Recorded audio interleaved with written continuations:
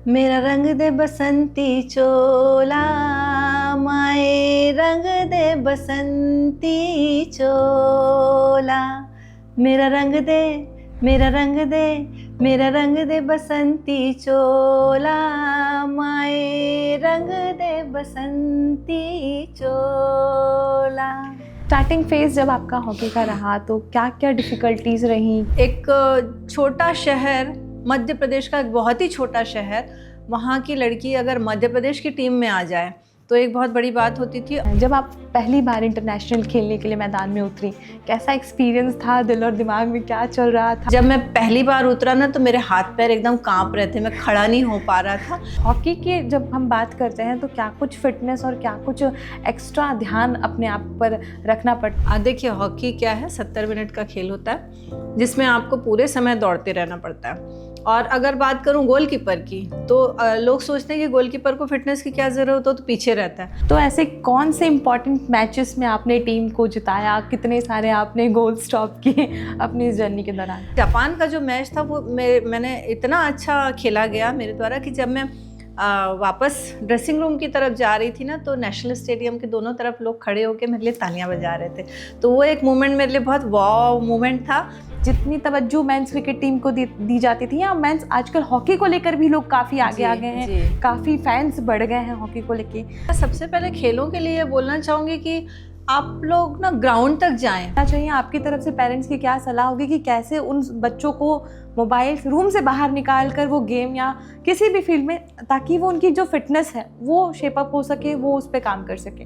कि जो 16 साल तक के बच्चे हैं उनको मोबाइल से बिल्कुल दूर रखा जाए। जब वो मोबाइल से दूर होंगे तो ऑटोमेटिकली घर में इंटरेक्शन बढ़ेगा।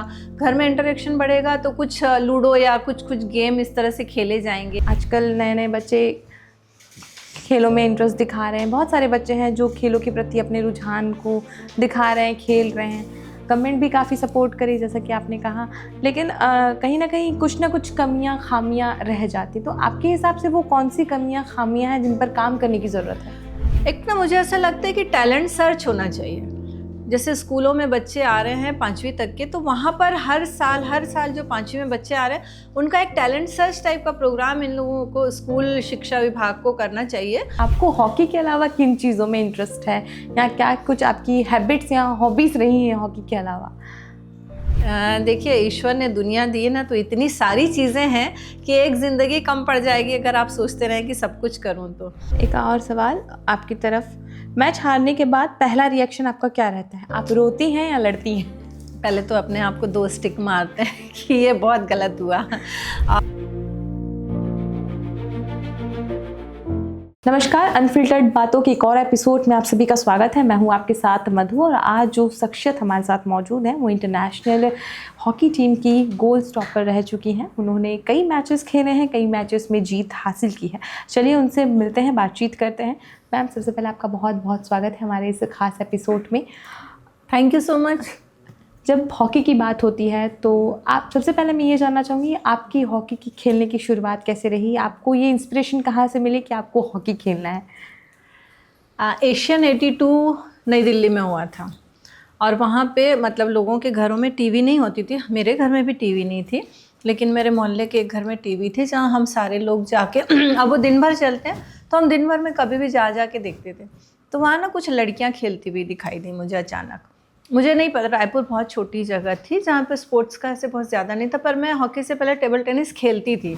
तो मुझे एक था कि स्पोर्ट्स में बहुत मज़ा अच्छा लगता है, और लोग रहते हैं, टीम स्पिरिट होती, टीम होती है, तो अच्छा लगता है। तो जब मैंने एशियन 82 देखा ना तो वो जो इंडिया की लड़कियाँ थी, भारतीय वीमेन हॉकी टीम बड़ी तेज़ी से दौड़ती थी, बॉल ले रही हैं, ये कर रही हैं, गोल मार रही, गोल जीतने के बाद ऐसे हो रहा। तो ना वो एक मुझे बहुत नया सा वर्ल्ड लगा कि वाह इतना, और वो चाइना को मार रही हैं, जापान को मार रही हैं, मतलब एशियन कंट्रीज़ जितनी हैं, और गोल्ड मेडल उन्होंने ले लिया फिर। और उन लड़कियों से, जो वो लड़कियां थी मेरी सीनियर्स थी, जब मैंने 82 के बाद खेलना शुरू किया, उन लोगों से मेरी बाद में मुलाकात हुई, और मैं तो आज भी बहुत थ्रिल होती हूँ कि उनसे मुलाकात होती जो मेरी हीरोइन रही, जिन लोगों ने मुझे दिखाया कि दुनिया क्या होती है ऐसे करके। तो उन लोगों को मैंने देखा वहाँ से। फिर उसके बाद स्कूल में ऐसे हुआ कि भाई हॉकी के एक कोच आए हैं तो लड़कियों को जाना है। तो मैं क्योंकि स्कूल की सारी एक्टिविटीज़ में रहती थी, तो मैंने कहा नहीं, मैं पढ़ाई में रहूँगी तो मैं शायद ही जाऊँगी। लेकिन मेरी जो स्पोर्ट्स टीचर थी उन्होंने बोला कि नहीं नहीं तुम जाओगी, चलो चलो हॉकी स्टिक उठाओ जाओ कह के। तो फिर दूसरे दिन से वो एक जर्नी शुरू हुई। तो वहाँ से थोड़ी थोड़ी हॉकी शुरू की। हमारे महेंद्र पुरी साहब कोच जो अब नहीं रहे हैं, उन्होंने मुझे हॉकी सिखाई थी। और फिर धीरे धीरे ग्राउंड का एक लत तो होती है ना, जो बच्चे, मैं तो कहूँगी हर यूथ को स्पोर्ट्स में या म्यूज़िक में या कहीं ना कहीं जाना चाहिए, ये लत लगाना चाहिए, इसके बजाय कि वो नशे की लत या कोई और लगाए। ये बहुत अच्छी चीज़ें हैं, इसमें जाइए, अच्छा लगता है और यूथ की जो एनर्जी वो यूटिलाइज होती है। तो मुझे ये लत लग चुकी थी कि हॉकी खेलने जाना है। स्टार्टिंग फेज़ जब आपका हॉकी का रहा तो क्या क्या डिफ़िकल्टीज़ रहीं, क्या कुछ आपने नया एक्सपीरियंस किया, कैसे आपने स्टार्ट किया, कैसे आप, जैसे आपने कहा कि आप दिल्ली तक चली गई, वो दिल्ली तक जाने की स्टोरी को थोड़ा सा बताइए। रायपुर, जैसे मैंने बताया कि बहुत छोटी जगह थी, तो हमको तो स्कूल नेशनल बहुत बड़ी बात थी खेलने के लिए, क्योंकि एक छोटा शहर, मध्य प्रदेश का एक बहुत ही छोटा शहर, वहाँ की लड़की अगर मध्य प्रदेश की टीम में आ जाए तो एक बहुत बड़ी बात होती थी। और जैसे आपने पूछा कि ये जर्नी कैसी रही, तो ये जर्नी हुई कि स्कूल की टीम में मैं आई, रायपुर ज़िले की टीम में आई। रायपुर के ज़िले के बाद मैं संभाग की टीम में आई। संभाग की टीम होने के बाद मैं मध्य प्रदेश की नंबर 1 प्लेयर बन गई। और मुझे एक ट्रैक सूट मिला, लाइट ब्लू कलर का, जो 2 धारी वाला उस समय चलता था। और वो ट्रैक सूट जब मुझे मिला और मैं एमपी की जर्सी पहन के रायपुर, मेरे पास साइकिल वाइकिल भी नहीं होती, हम पैदल ही ग्राउंड जाया करते थे। तो जब जाया करती थी मैं, तो एक बहुत ही मतलब लोगों के लिए कि इसके पीछे एमपी लिखा हुआ है, तो बहुत वो ना मतलब ऐसा वो लोगों को लगता था, अरे वाह ये एमपी की जर्सी पहनना बहुत बड़ी बात है। और उसके बाद फिर लेकिन इससे बहुत बड़ा हमारे पास और कोई ऐसा ये नहीं था कि हम बहुत और ऊंचा सोच सके या ऊंचा खेल सके। हम लोग बहुत छोटे एक हाथ कोई टूर्नामेंट खेलते थे, ऐसा यहाँ पर नहीं, ऐसा सच नहीं था कि जैसे आज छत्तीसगढ़ बनने के बाद स्पोर्ट्समैन को सीधा नेशनल खेलने का, यूनिवर्सिटी खेलने का मौका मिलता। हमारे पास कोई मौके नहीं थे। और आप मानेंगे कि मैंने केवल एक जूनियर नेशनल, एक सीनियर नेशनल खेला, और उसके बाद मैं एक लोकल टूर्नामेंट खेलने गई थी भोपाल में, जहाँ हमारा परफॉर्मेंस बहुत अच्छा रहता था। तो वहाँ से कुछ जूनियर बच्चों को पिक किया जा रहा था कि एक इंडिया की टीम बनानी है और जहाँ से भी अच्छे बच्चे मिले तो आप उनको भेजिए। तो मैं गई थी वहाँ भोपाल की, ये मेरा लास्ट टूर्नामेंट है और अब मैं अपना दूसरा कैरियर शुरू करूँगी करके।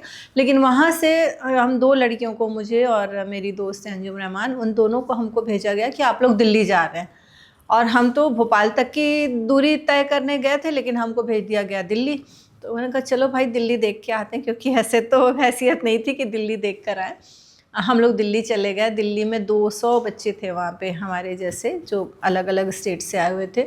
तो 200 में जो पहला दिन जो गया, तो बाप रे इतनी भीड़ देख के तो समझ में ही नहीं आया कि ये क्या हो रहा है, क्योंकि हमारे पास उतना एक्सपोजर नहीं था कि ये जो है सामने ये क्या है, हम ये भी जान सकें। लेकिन जो हमारी कैपेसिटी थी, हमने अपना परफॉर्मेंस दिया, तो वो 200 में से छट के 150 में हम आ गए। अच्छा ठीक है भाई, नेक्स्ट मंथ में आपको फिर आना है यहाँ पे, ठीक है, ये प्रैक्टिस का शेड्यूल दिया, ये करके आना है। तो आने के बाद फिर उस प्रैक्टिस शेड्यूल में लग गए कि चलो ठीक है फिर जाना है। फिर वो 150 में से फिर 100 हुए, 100 में से फिर 50 हुए, 75 हुए, 75 में से 50 हुए, और 50 होते होते जब लास्ट में इंडिया की टीम बनी और हम रशिया जा रहे थे, तो उसमें मेरा नाम इंडिया की नंबर 1 प्लेयर में था। तो ये मेरे लिए बहुत सौभाग्य की बात है कि मैं इस कलर को मेरे कंधे पे रख पाई, इस नाम को मैं अपने कंधे पे रखने का मुझे सौभाग्य मिला। मैम, जैसा कि आपने कहा कि आप इंटरनेशनल खेल चुकी हैं, जब आप पहली बार इंटरनेशनल खेलने के लिए मैदान में उतरी, कैसा एक्सपीरियंस था? दिल और दिमाग में क्या चल रहा था? क्या सोच कर आप, क्योंकि आप, जैसा कि आपने बताया कि आप गोल स्टॉपर की उसमें थी, रोल आपको मिला था, आप क्या यूँ कहूँ कि आपको सबसे बड़ी जिम्मेदारी टीम की ओर से दी गई थी, कैसा एक्सपीरियंस था? क्या कुछ दिल और दिमाग में चल रहा था? मैं अभी कुछ दिन पहले, मेरे एक दोस्त हैं, वो बात कर रहे थे कि दीदी मैं तो, मुझे जब पता चला कि मैं फ़ुटबॉल खेलता था और संतोष ट्रॉफी में मेरा नाम है, जब मैं पहली बार उतरा ना, तो मेरे हाथ पैर एकदम कांप रहे थे, मैं खड़ा नहीं हो पा रहा था कि मैं क्या करूं क्या नहीं करूं। बोले जब मेरा संतोष ट्रॉफी में ये हाल था, तो आप इंडिया टीम में जब ये रिपीट हुआ ये क्वेश्चन अभी आपका, तो ये एक जो जिम्मेदारी मिलती ना आपको, वो वाकई आपको अंदर तक हिला देती है, अगर आप ईमानदार हैं। आप टाइम पास करने के लिए अगर गए तो आपको कोई फ़र्क नहीं पड़ता है, लेकिन अगर एक जिम्मेदारी आपको मिली और एक दिमाग में आपके है कि आप किस पोजीशन पे हैं, तो वो जिम्मेदारी आपको हिलाती है। तो एक बहुत बड़ी जिम्मेदारी थी, जो इतने हमारे लाखों करोड़ों भारतीय थे उनकी आंखें हम पे लगी हुई थी। साथ ही साथ वो प्लेयर्स जो मेरे साथ खेलते खेलते छूटते चले गए थे, जो कहीं कहीं खेल रहे थे, वो भी देख रहे थे कि नीता यहाँ पर है तो ये नीता अब क्या करने वाली है। तो ये चीज़ें थी बहुत, मतलब ऐसा नहीं था कि वो एक ही आंखें या वो स्टेडियम में बैठी हुई आंखें, उसके बाहर जो और अलग अलग आंखें थी ना, वो भी हमें देख रही थी। उस दिन मुझे ये पता चला। मतलब लाखों लोगों की उम्मीदें आप पर अटकी हुई थी जी, कि आज जी। नीता क्या कुछ कमाल खेल के मैदान में करेंगी। जी। मैम, जब हम स्पोर्ट्स की बात करते हैं, हर एक स्पोर्ट्स का अपना ट्रेनिंग शेड्यूल होता है, हर एक स्पोर्ट्स को अलग तरीके से ट्रीट किया जाता है, अलग टाइमिंग होती है, फिटनेस अलग होती है। तो हॉकी के जब हम बात करते हैं तो क्या कुछ फिटनेस और क्या कुछ एक्स्ट्रा ध्यान अपने आप पर रखना पड़ता है इस दौरान? देखिए, हॉकी क्या है, 70 मिनट का खेल होता है जिसमें आपको पूरे समय दौड़ते रहना पड़ता है। और अगर बात करूं गोलकीपर की, तो लोग सोचते हैं कि गोलकीपर को फिटनेस की क्या ज़रूरत हो, तो पीछे रहता है, लेकिन गोलकीपर को भी उतना ही फिट होना पड़ता है जितना एक फॉरवर्ड। अब वो पूरे अपने इक्विपमेंट के साथ फिट होना है उसको, वो फॉरवर्ड के बराबर, क्योंकि जब वो फॉरवर्ड बॉल लेकर आएगा तो गोलकीपर ही एक होता है जो उसको स्टॉप करता है। तो अगर दोनों की स्पीड कम और ज़्यादा हुई, उसको तो गोलकीपर हालांकि फॉरवर्ड को स्टॉप करने का काम करता है, उसकी स्पीड तोड़ने का काम करता है, लेकिन जब उसमें स्पीड नहीं होगी तो वो बराबर जो आने वाले फॉरवर्ड है उसको स्पीड स्टॉप नहीं कर पाएगा। तो उसको भी उतनी फिटनेस की ज़रूरत है जितनी एक फॉरवर्ड को। तो ये ना माने कि अगर गोलकीपर है तो वो 1-2 राउंड लगाने से चल जाएगा, या थोड़ा बहुत वेट लिफ्टिंग करेगा या वेट ट्रेनिंग करेगा तो चल जाएगा। उतनी ही प्रैक्टिस पूरे के पूरे 16 प्लेयर्स को करनी पड़ती है। बस थोड़ा मोड अलग होता है उनका, जो साइंटिफिकली कोचेस बताते हो, जो साइंटिफिकली दिया होता है उनका शेड्यूल, मोड अलग होता है, लेकिन प्रैक्टिस सेशन सबके लिए एक बराबर होता है। मैम, आपसे जानना चाहेंगे, आप क्योंकि इंटरनेशनल खेल चुकी हैं, तो ऐसे कौन से इम्पॉर्टेंट मैचेस में आपने टीम को जिताया, कितने सारे आपने गोल स्टॉप किए अपनी इस जर्नी के दौरान? जब मैं जूनियर टीम में थी ना, तब जूनियर एशिया कप दिल्ली में हो रहा था, जो हमारा एक मेजर बड़ा टूर्नामेंट था। वहाँ पर जब जापान के साथ मैच हुआ, मैंने बहुत मैच ड्रॉ हुआ, और हमारा फर्स्ट एक्सपोज़र था वो। नई टीम बनी थी तो बहुत अच्छा हमारा परफॉर्मेंस वहाँ पर नहीं था, लेकिन वो एक जापान का जो मैच था वो मैंने इतना अच्छा खेला गया मेरे द्वारा कि जब मैं वापस ड्रेसिंग रूम की तरफ जा रही थी ना, तो नेशनल स्टेडियम के दोनों तरफ लोग खड़े होकर मेरे लिए तालियां बजा रहे थे। तो वो एक मोमेंट मेरे लिए बहुत वाव मोमेंट था कि ओ, एप्रिसिएशन मिलता है आपको।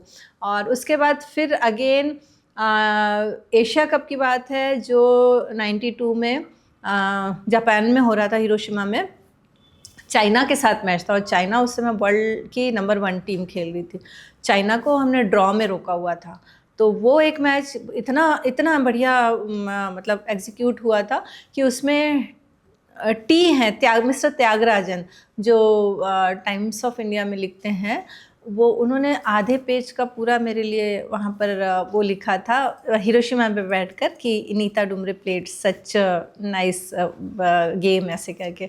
तो ऐसे कुछ मैचेस हैं। और जो लोकल मैच होते थे ना इंडिया में, वहाँ पर कई लोग जो जानते थे कि ये प्लेयर इस टीम का है और ये खिलाड़ी ऐसी है, तो जब पेनाल्टी स्ट्रोक हुआ करते थे ना, तो कुछ लोग गोल पोस्ट के पीछे आ जाते हैं और वो फिर शर्त लगाते हैं या आसपास खड़े हो जाते हैं ऐसे कि ये जो गोलकीपर है ये 5 के 5 रोकने वाली है करके। तो चलो शर्त लगाए, तो बोले ये देख लो, ये वाला जो लाल ड्रेस पहना गोलकीपर, ये 5 के 5 पूरे रोकेंगे।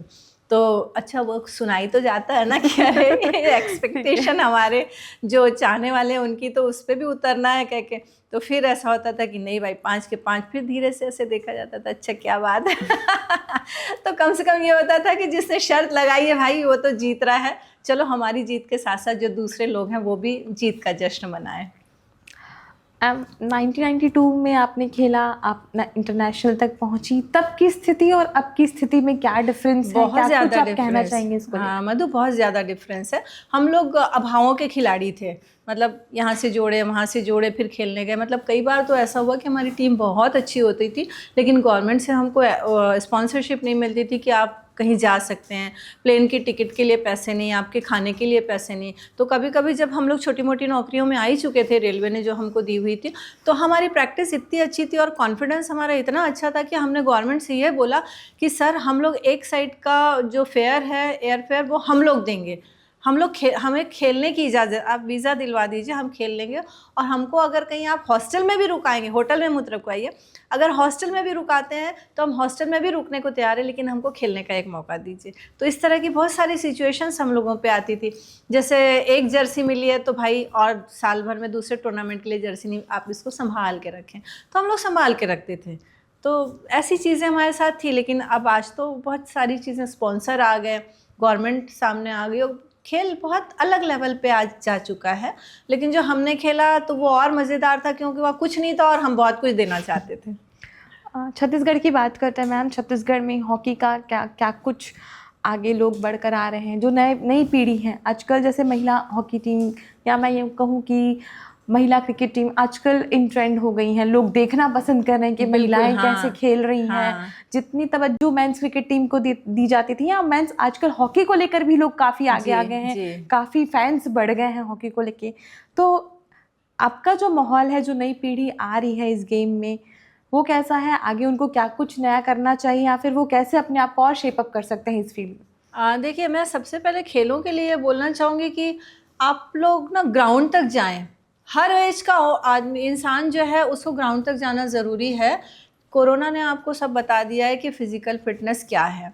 और जिस हिसाब से पॉल्यूशन बढ़ता जा रहा है दुनिया में, हम तो बहुत अच्छी जगह है कि छत्तीसगढ़ में अभी तक उतना पॉल्यूशन नहीं है, पर इनसे निपटने के लिए भी आपको अपनी इंटरनल इम्यूनिटी भी बनाना अगर है, तो वो घर में एसी रूम में बैठ के या मोबाइल के सामने या टीवी के सामने नहीं बनेगी, आपको ग्राउंड पे जाना पड़ेगा। आप ऐसा टारगेट सेट करिए कि ठीक है, मैं हफ्ते में आधे घंटे या 10 मिनट के लिए सही ग्राउंड ज़रूर जाऊँगा या जाऊँगी करके। तो ये मत सोचिए कि अगर मैं या मेरा बच्चा खेलने जा रहा है तो वो सीधा ओलंपिक तक पहुंचेगा या मेडलिस्ट बन जाएगा। वो खेलने जा रहा है, उसको जॉय करने दीजिए। मैं एक चीज़, छोटा सा उदाहरण देना चाहूँगी। राजस्थान में हमारे एक गोपाल सैनी जी हैं, तो वो ऐसे कुछ बच्चों को सिखाते हैं। तो एक माँ अपने बच्चे को लेके आती थी, वो बच्चा बोल नहीं पाता था, सुन नहीं पाता था, चल भी नहीं पाता था, व्हील चेयर में रहता था। लेकिन वो ना दूसरे बच्चों को देखता था कि उनकी एक्टिविटीज़ कैसी हो रही, और वो 1 साल में होते होते धीरे से हुआ कि जैसे वो बोलते थे 1 2 3 काउंट करते थे, तो ये बच्चा साथ साथ में बोलना शुरू कर दिया, 1 2 3, उसकी काउंटिंग शुरू हो गई।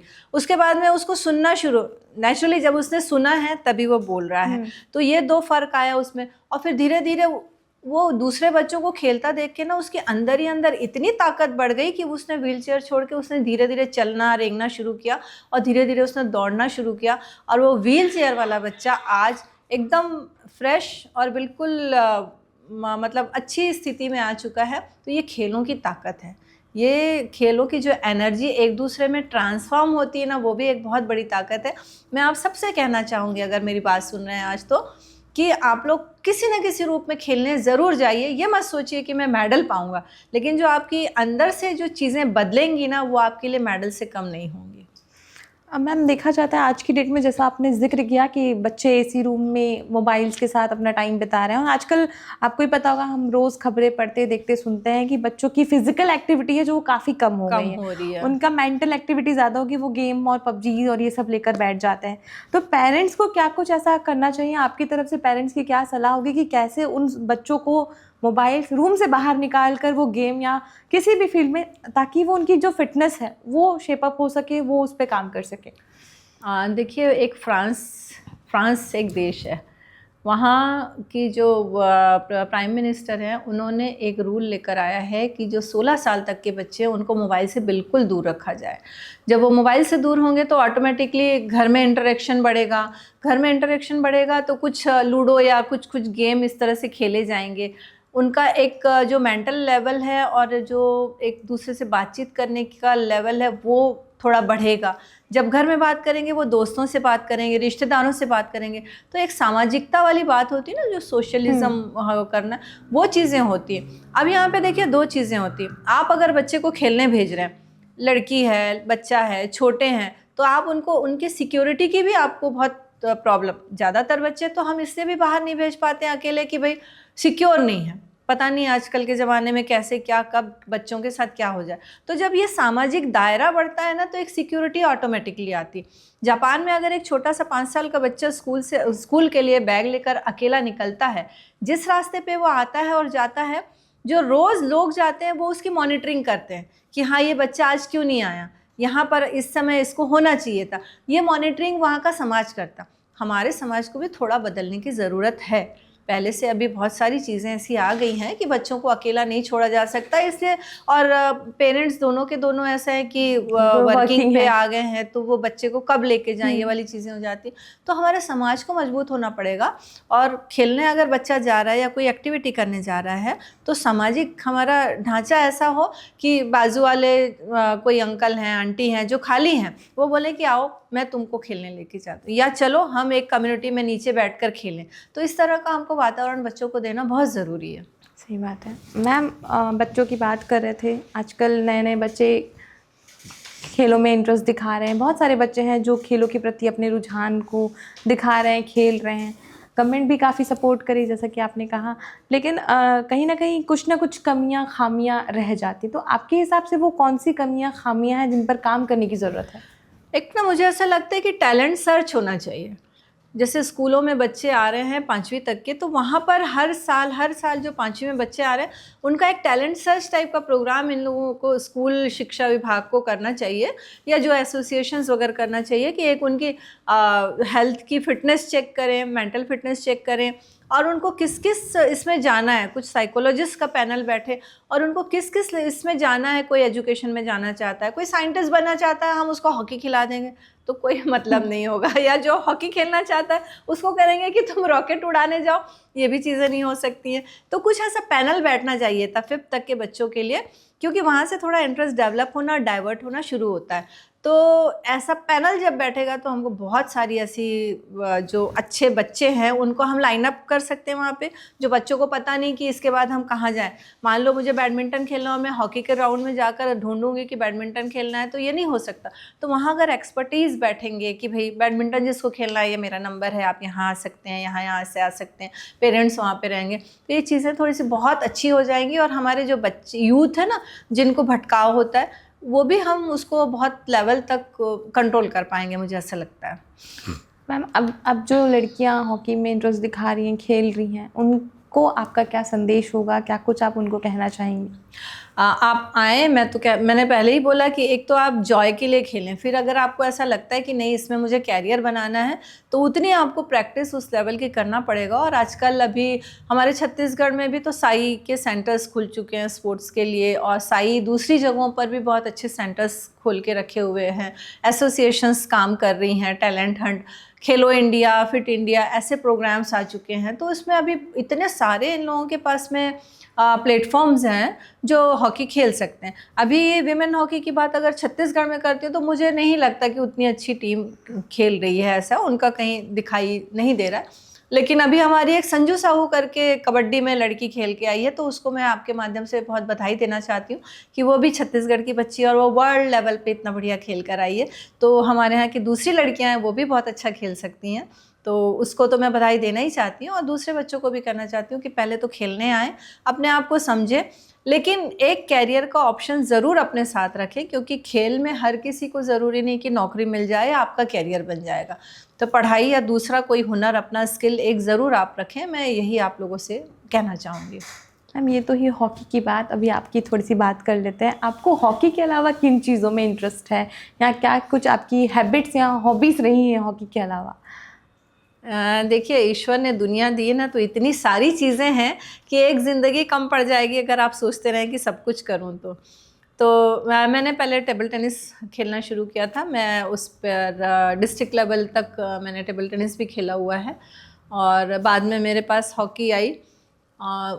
लेकिन मुझे म्यूज़िक का शौक़ है, सुनना पसंद है, कभी कभी गाना पसंद है, और रीडिंग का मुझे बहुत शौक़ है। मतलब किताबें लूँ, पढ़ूँ, ऐसा मुझे बहुत ज़्यादा वो एक किताबों की खुशबू जो मुझे बहुत अच्छी लगती। थोड़ी सी गार्डनिंग अच्छी लगती, खाना पकाना अच्छा लगता। बाकी जो चीज़ नॉर्मल आदमियों को लगती है वही चीज़ें सब मुझे भी अच्छी लगती हैं। मैम स्पोर्ट्समैनशिप एक टर्म यूज़ होता है, जो स्पोर्ट्स खेलते हैं उनके अंदर स्पोर्ट्समैनशिप काफ़ी होती है। ये स्पोर्ट्समैनशिप हमको लाइफ में हम उसको कैसे चैनलाइज कर सकते हैं, कैसे उससे हम सीख सकते हैं कि अपनी लाइफ में उस स्पोर्ट्समैनशिप को कैसे ज़िंदा रखा जा सके, हर कोई भी काम आदमी। आप अगर गेम में उतरते हैं तो या जीतते हैं या हारते हैं, दो चीज़ें होती हैं। कंसोलेशन प्राइज़ मिलता है क्या? नहीं मिलता। तो गेम मतलब खेल ऐसा ही है, आप या तो जीत रहे हैं या तो हार रहे हैं। और जब आप उतर रहे हैं तो ये नहीं सोचते कि मैं हारने के लिए उतरा हूँ या मैं जीतने के लिए उतरा हूँ। दोनों टीमों के साथ दोनों चीज़ें हो सकती हैं, तो वो दोनों चीज़ें हमको कोप अप करना पड़ता है कि हम ये दोनों हमारे साथ हो सकता है। अगर मैं आज हार गई हूँ तो ये नहीं कि कल मैं दूसरे मैच में ना जीत सकूँ। हो सकता है मैं दूसरों से कहीं बेहतर थी तब मैं फाइनल तक पहुँची हूँ, कि मैं सिल्वर मेडल ले रही हूँ या ब्रॉन्ज मेडल ले रही हूँ, उतनी तो मेरी कैपेसिटी थी। तो मैं सारे यूथ जो है और छोटे बच्चे हैं और उनके पेरेंट्स से सबसे कहना चाहूँगी कि स्पोर्ट्स इसलिए भेजिए क्योंकि वहाँ पर हार और जीत को बहुत अच्छी तरह से बैलेंस करना सिखाया जाता है। आपने कभी देखा है कि अगर कोई प्लेयर हार गया तो उसने सुसाइड कर लिया, पर आज हमारे बच्चे को हम कहते हैं कि अरे मोबाइल तुम नहीं छुओगे, 10 मिनट के लिए रख दो, तो वो सीधा जाता है और कुछ ना कुछ ऐसा करता है कि जो पूरे समाज के लिए एक बहुत पेनफुल चीज़ हो जाती है। तो जब वो खेलने जाएगा ना तो उसका जो स्ट्रेस का लेवल है वो हटेगा, उसके good hormones, happy hormones built up होते हैं वो होंगे, हंसना सीखेगा। क्योंकि मुझे ऐसा लगता है कि आजकल देखिए हंसने के लिए स्टैंड अप कॉमेडी का सहारा लेना पड़ता है। पहले तो लोग आपस में ही मजाक करते थे, खूब हंस दिया करते थे। तो हंसना सीखेगा, खेलना सीखेगा, बात करना सीखेगा और दुनिया को जानना सीखेगा। तो खेल की जो स्पोर्ट्समैनशिप है, मैं चाहती हूँ कि यही होना चाहिए। यहाँ पे एक छोटा सा उदाहरण मैं और देना चाहूँगी अगर टाइम हो तो। बिल्कुल बिल्कुल। अभी एक फुटबॉल का मैच चल रहा था वर्ल्ड क्लास का, और किसी प्लेयर पे एक दर्शक ने जूठी खाई हुई ब्रेड फेंक दी। उस प्लेयर ने उस ब्रेड के टुकड़े को उठाया, उसको चूमा, माथे से लगाया और बहुत रिस्पेक्टफुल तरीके से उसने साइड पे ले जाकर रख दिया।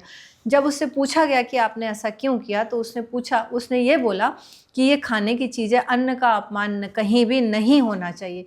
तो एक इतना अच्छा मैसेज उस स्पोर्ट्समैन की तरफ से गया है सबके लिए, जो दर्शक में बैठे वो खा पी रहे हैं, जो खेल नहीं रहे हैं लेकिन वो दूसरा गेम खेल रहे हैं। तो जिस आदमी ने ब्रेड फेंका था उसके मुंह पे इतना बड़ा तमाचा लगा होगा, और जितने लोग बैठे थे उनको कितना एक मैसेज मिला कि खाने को कभी भी, हम तो हिंदू धर्म में अपने वो नेचुरल चीज़ है कि खाने का अपमान मत करो, अन्न का अपमान मत करो, लेकिन उस फ्रांस के खिलाड़ी ने उस ब्रेड के टुकड़े को इतना ज़्यादा सम्मान दिया कि विश्व में उसकी वाहवाही हुई। तो खेल से खिलाड़ी जो होता है, वो जो एम्बेसडरशिप होती है ना, कि आप राजदूत हैं अपने अपने देश के, उस खिलाड़ी ने ये बताया। तो खिलाड़ी का ये काम भी है कि समाज में किस तरह से चेंजेस लाना है, किस तरह से लोगों को एक मैसेज देना है। बातें बहुत हो गई, अब हम भी एक गेम खेलते हैं। हमारे यहाँ एक रैपिड फायर राउंड होता है जिसमें मैं आपसे सवाल पूछूंगी और आप उसका बिना सोचे, मतलब ज़्यादा टाइम नहीं मिलेगा आपको सोचने। इसमें कोई कंसोलेशन प्राइज है कि नहीं, ये बताइए। आपने कहा ना हारने के बाद कंसोलेशन नहीं मिलता हमारे। तो आप हारने के लिए तैयार हैं? जी बिल्कुल, कोई दिक्कत नहीं, हम खुशी खुशी हारने के लिए तैयार हैं। तो मैम सबसे पहला मेरा सवाल आपसे, हॉकी में सबसे एडवेंचर कौन सा है, एडवेंचर चीज़ कौन सी आपको लगती है हॉकी में? एडवेंचर चीज़, या फिर आपको मैं थोड़ा और इजी कर देती हूँ। जब अपोनेंट मतलब दूसरा फॉरवर्ड आप पे गोल मारता है, हम गोल कीपर्स पे, और हम किक मार के उसको उड़ा देते हैं, सबसे एडवेंचरस चीज़ वही है। आपका फेवरेट हॉकी स्टेडियम कौन सा है? दिल्ली का शिवाजी स्टेडियम। गोल करने का सबसे यादगार पल कौन सा है आपके लिए? मेरे पास गोल करने का मौका कम आता है, लेकिन गोल बचाने के बहुत यादगार मौके जो मैंने आपको बताए हैं। लेकिन कुछ छोटे मोटे टूर्नामेंट में मैं गोल भी करती थी, लोकल टूर्नामेंट्स वगैरह में, तो वो बहुत अच्छे नहीं हैं, ऐसे वो नॉर्मल है। सबसे ज़्यादा चुनौतीपूर्ण मैच कौन सा था आपके इस जर्नी का? ऑस्ट्रेलिया से जो मैच था हमारा, वो बहुत चुनौतीपूर्ण था। अगर हॉकी छोड़कर कोई और खेल अगर आप अपनाती तो वो कौन सा होता? टेबल टेनिस को छोड़कर, क्योंकि आपने बोला कि आप टेबल टेनिस खेलती थी, तो इन दोनों को छोड़कर अगर... मैं शूटर भी रही हूँ, मैं शूटिंग कर सकती थी। हाँ, ये बात कहीं नहीं पता चली, यही पता चली। स्टेट लेवल का सेकंड मेरे पास मेडल है। शूटिंग का थोड़ा मुझे बीच में शौक हुआ था, पर मैं उसको बढ़ा नहीं पाई। आपकी लाइफ के सबसे प्रेरणादायक कोच कौन है या फिर कौन रहे हैं? जी, मैं सबसे पहले जो मेरे कोच थे महेंद्र पुरी साहब, और उसके बाद मेरे इंडिया के जो कोच थे सतिंदर पालवालिया सर, और 2 कोचेज़ और हैं, ओलंपियन अशोक दीवान सर और ओलंपियन स्वर्गीय कौशिक सर। तो ये इन लोगों का लेवल बहुत बहुत हाई लेवल था, क्योंकि ये लोग जो थे ये कोच बनने के बाद में इंडिया को मेडल दिलाते थे। तो सोचिए ये वर्ल्ड क्लास के लोग थे और उनके साथ हम खेल पाए, हमें ऐसे लगता है। और मेरे यहाँ जो रायपुर के भी लोकल कोचेस थे, जो बहुत सारे लोगों ने मुझे कोचिंग दी है, वो भी सब, क्योंकि उन्होंने ही मुझे कोचिंग दी तो मुझे धक्का मिला आगे तक जाने का, बूस्ट करने का, और मैं 6 साल तक मैं इंडिया खेल पाई, तो वो इन लोगों की ही वजह से। एक और सवाल आपकी तरफ, मैच हारने के बाद पहला रिएक्शन आपका क्या रहता है? आप रोती हैं या लड़ती हैं? पहले तो अपने आप को 2 स्टिक मारते हैं कि ये बहुत गलत हुआ, और रोने की बात नहीं थी। जब शुरू शुरू में हॉकी खेलते थे और हारते थे ना, तो हम रो पड़ते थे कि क्या हो रहा है थोड़ा, लेकिन जैसे जैसे हम लोग टफ होते चले गए ना, तो रोने के बाद हम एनालिसिस पे उतरे कि ये जो चीज़ गलत हुई है या हम हारे हैं, या तो हमारी प्रैक्टिस की कमी है, या हमारा आपसी तालमेल कम हुआ है, या हमारी कहीं गलती है, इसलिए हम हारे हैं। सोशल मीडिया या फिर निजी जीवन, आप सबसे ज़्यादा कहाँ पर एक्टिव रहती हैं? दोनों में 100% अच्छा, हॉकी के दौरान ऐसा कोई यादगार मोमेंट या फिर मज़ेदार पल जो आप जब भी उसको याद करती तो आप हंस देती कि यार मैंने ये क्या किया था या ये क्या हो गया था? ऐसे बहुत सारे हैं, लेकिन फिर भी एक पर्टिकुलर कोई जो आपको याद हो? हमारी प्रैक्टिस चल रही थी नेशनल गेम में, फिजिकल ट्रेनिंग चल रही थी, तो हमको ये बोला गया कि आप लोग को रेस रिफ्लेक्स सेक्शन बढ़ाने के लिए ना ऐसे रेस, छोटी छोटी सी रेस करनी होती। तो सर पहले कहते हैं कि पीछे मुंह करो, फिर जैसे सीटी विसिल बजेगी सीधा होके दौड़ना है, फिर वहाँ से आना है तो फिर आपको उकड़ू बैठना है, और वहाँ से ऐसे ऐसे आना है। तो ऐसे अलग अलग टाइप के वो हमको हमारे रिफ्लेक्सेस बढ़ाने के लिए। तो एक नई बच्ची आई हुई थी, तो उसने पूछा आके कि दीदी ये क्या करना है करके, तो मेरे पास ही आई। तो मैंने कहा अच्छा ठीक है बताते हैं। तो हमारे सर ने हमको बताया था कि जैसे विसिल बजेगी आपका मुंह उधर रहेगा और आपको टर्न होके सामने दौड़ना है। तो ये हम तो समझ चुके थे, लेकिन जब उसने पूछा ना, तो मैंने कहा जैसी विसिल बजेगी तुझे मेंढक की तरह कूदते कूदते सामने जाना है करके। तो वह जैसी विसिल बजी, सारी टीम जो थी वो जो सर ने बताया था उधर चली गई, और वो एक लड़की थी जो मेरे बताए अनुसार वो बेचारी मेंढक खुदाई करके सामने जा रही थी। तो सर ने उसको पूछा, ए इधर आओ, तुमको समझ में नहीं आया ये क्या कर रही हो? तो उसने फिर मेरा नाम लिया, दीदी ने ये बताया। तो ये एक मज़ेदार वाक़या हुआ। फिटनेस या फिर रिलैक्सेशन गोलकीपर के लिए सबसे इम्पोर्टेंट क्या है? फिटनेस। ठीक है, एक लास्ट क्वेश्चन, मैच स्टार्ट होने से पहले अगर आप कोई गाना सुनती है तो वो गाना कौन सा है? मेरा रंग दे बसंती चोला, माए रंग दे बसंती चोला, मेरा रंग दे, मेरा रंग दे, मेरा रंग दे बसंती चोला, माए रंग दे बसंती चोला। एक आखिरी सवाल, एक लाइन में आपके लिए हॉकी क्या है? हॉकी की परिभाषा आपके लिए क्या है?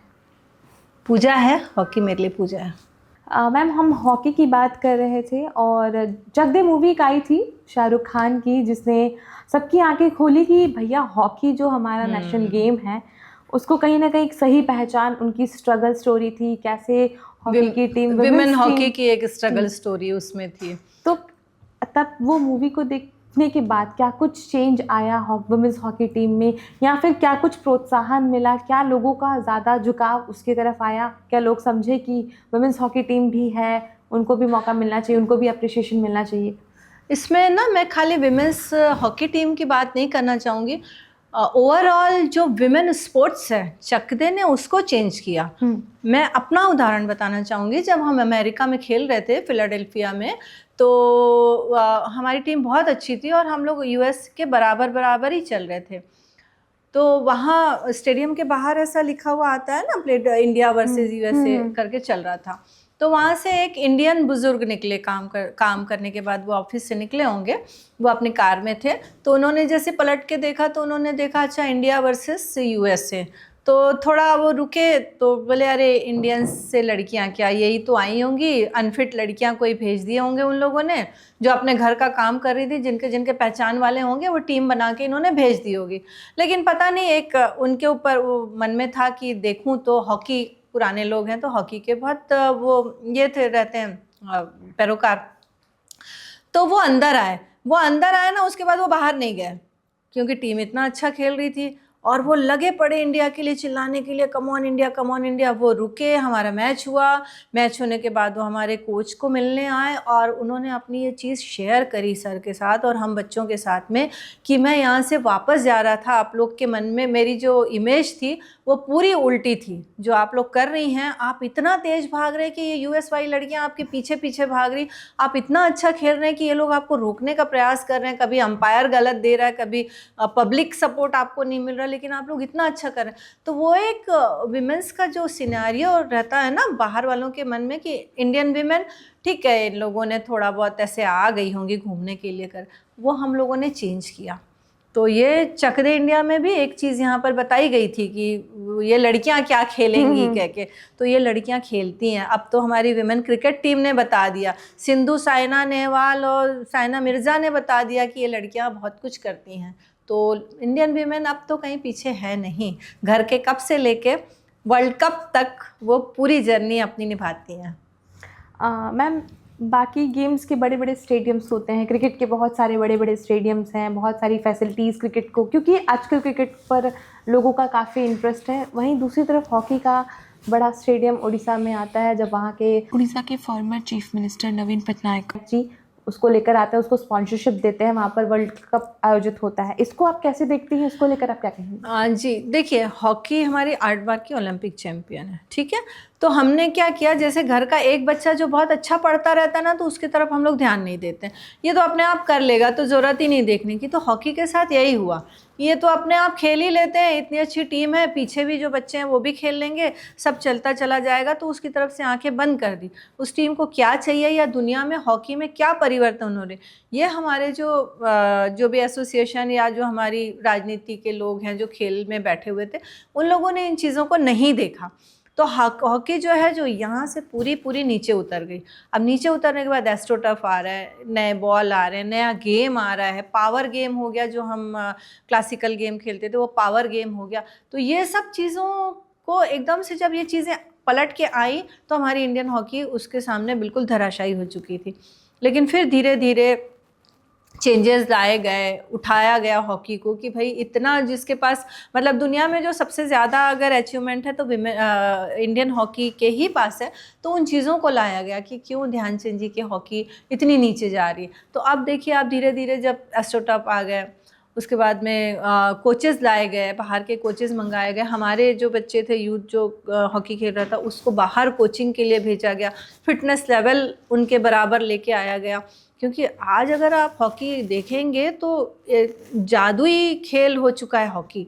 आप देखेंगे इतना बढ़िया डॉजिंग वॉजिंग, मतलब हर टीम के साथ में बहुत अलग तरह का खेल हो चुका है। तो उसके साथ में अब हमारे नए जो आए हुए हैं, ये टीम जो खेल रही है, पिछले 2 ओलंपिक वर्ल्ड कप से जो टीमें अच्छा प्रदर्शन कर रही हैं, तो वो उनका लेवल अप हुआ है। लेकिन इसमें एक बहुत बड़ा सपोर्ट नवीन पटनायक जी का रहा है। अगर शायद वो नहीं होते तो हमारी टीम जो होती कहीं भी नहीं रहती। और उनका बहुत बहुत धन्यवाद मैं इस पूरे हिंदुस्तान की तरफ से बोलना चाहती हूँ, ना कि एक हॉकी खेलर, क्योंकि हॉकी एक पहचान जो हिंदुस्तान की रही, उसको पटनायक जी ने बहुत ही प्यार से और बहुत ही अच्छे से संभाला हुआ है। मैम, जब जूनियर सीनियर का एक टर्म होता है, जब अगर कोई सीनियर होता है तो वो जूनियर के यहाँ तो मदद करते हैं, अब थोड़ी बहुत टांग खिंचाई करते हैं। जब नए जूनियर्स आते हैं और वो गेम खेलते हैं, अच्छा नहीं कर पाते हैं, तो सीनियर की क्या कुछ भूमिका रहती है इस दौरान, वो अपने जूनियर्स को कैसे? हमारे साथ तो बड़ी मज़ेदार भूमिकाएं होती थी। तो हमारे सीनियर्स, जब हम मान लीजिए अगर एक रूम में हैं हम लोग और सीनियर्स हैं और आप नहाने के लिए गए हैं, तो नेचुरली आपको 10-15 मिनट तो लगेंगे। सीनियर्स पीछे से आते थे, आपके पूरे रखे हुए कपड़े, आपका सामान सारा उलट पुलट करके चले जाते थे। अब वो जब हम आ रहे हैं तो हमको समझ में नहीं आता था कि ये सब क्या हो रहा है, कौन कर रहा है। तो एक खींच हो रही ना कि भाई कौन कर रहा है करके। और ये लोग, अच्छा क्या हुआ, अरे ये तो बहुत गलत बात हुई, ये तो बहुत अच्छी बात नहीं है, इसकी ज़रूर शिकायत करना, ये करना। और वो फिर कोचेस तो सर लोगों को जब हम बताएं ऐसे ऐसे करके, तो फिर वो भी बोले अच्छा ऐसी बात, क्योंकि सीनियर उनके साथ थोड़ा पहले से उनका रिलेशन होता है। तो ऐसी हम लोगों की रैगिंग हुआ करती थी। और कभी कभी तो बाथरूम कोई गया है तो फिर उठ के वो रात में वो धागा लगा देना, तो आते साथ वो गिर जाए। तो ऐसी बहुत सारी चीज़ें हुई हैं। लेकिन वही सीनियर जब बाहर जाते थे तो अपने घरों से हमारे लिए मिठाइयाँ आती थी और कुछ कुछ ऐसी चीज़ें आती थी, तो वो प्यार और वो ये सारी चीज़ें और शरारतें अगर नहीं हुई तो मतलब मज़ा ही क्या आया। तो ये शरारतें भी मतलब उन्होंने हमारे साथ की, वो भी बहुत अच्छा लगा। मैम सीनियर्स की भूमिका काफ़ी इम्पोर्टेंट हो जाती है। हाँ, क्योंकि जब आप गेम गेम में बिल्कुल। और वहाँ जब आपको पता है आप अच्छा कर सकते हैं लेकिन आप नहीं कर सकते, कोई भी कारण रहा हो उस दौरान, जो भी स्थिति उत्पन्न हुई हो, तो उस दौरान जब आप गेम खेल कर आती हैं और तब आपको सीनियर जिस तरीके से समझाते हैं या लाइक अ पेरेंट आपको ट्रीट करते हैं कि नहीं तुमको ये चीज़ नहीं करनी थी या वो ये चीज़ नहीं करना था, ये अनुभव कैसा होता है? डांट पड़ती थी जब मान लीजिए हमने बहुत अच्छे से रोका नहीं या किसी को कॉल नहीं किया या पोजीशन नहीं, क्योंकि गोलकीपर का काम होता था पीछे से खिलाना भी, वो पीछे से सबको देखता रहता था, तो डांट पड़ती थी कि तुमने इस समय कॉल क्यों नहीं किया, इसको यहाँ पर बोला क्यों नहीं कि यहाँ पे रुको, यहाँ बॉल दो, यहाँ से हटो, ये करो। ऐसे वो लोग बहुत अच्छे से समझाते थे और फिर वो ये भी पूछते थे हमसे कि जो हम आ रहे हैं तो हमारी नज़र में, तुम्हारी नज़र में हमारी पोजीशन क्या है, हमको किस तरह से रहना। तो ये सारा कन्वर्सेशन भी बहुत अच्छी तरह से हम लोगों के साथ होता था। और वो ये भी पूछते थे कि जब तुम पीछे से अगर मैच देख रहे हो, प्लेयर्स को देख रहे हो, तो किस प्लेयर में तुमको क्या कमियां दिखती, तो हम उसको जाके वैसा समझा पाएँ। तो ये बहुत ही अच्छी चीज़ें हमारे साथ चलती थी। तो मैम हमने आपके साथ बहुत सारी बातचीत की, बहुत सारे हमारे सवालों का आपने बहुत अच्छा जवाब दिया, आपके मोमेंट्स, हैप्पी मोमेंट्स, आपकी थोड़ी बहुत मस्तियाँ आपने हमारे साथ शेयर की। आपका बहुत बहुत शुक्रिया हमारे साथ जुड़ने के लिए। तो अनफिल्टर्ड बातों के इस एपिसोड में फ़िलहाल के लिए इतना ही। तो हमारे साथ थी नीता डोमरे जी, जिन्होंने हमें बताया कि हॉकी को लेकर उनकी जर्नी कैसी थी, क्या कुछ उन्होंने अपने गेम्स के दौरान सीखा और आने वाली जो यूथ है उनको लेकर भी बहुत अच्छे उन्होंने मैसेज दिए। आशा करते हैं ये एपिसोड आपको अच्छा लगा होगा। हमें कमेंट कर ज़रूर बताएं कि एपिसोड आपको कैसा लगा। फ़िलहाल के लिए इतना ही।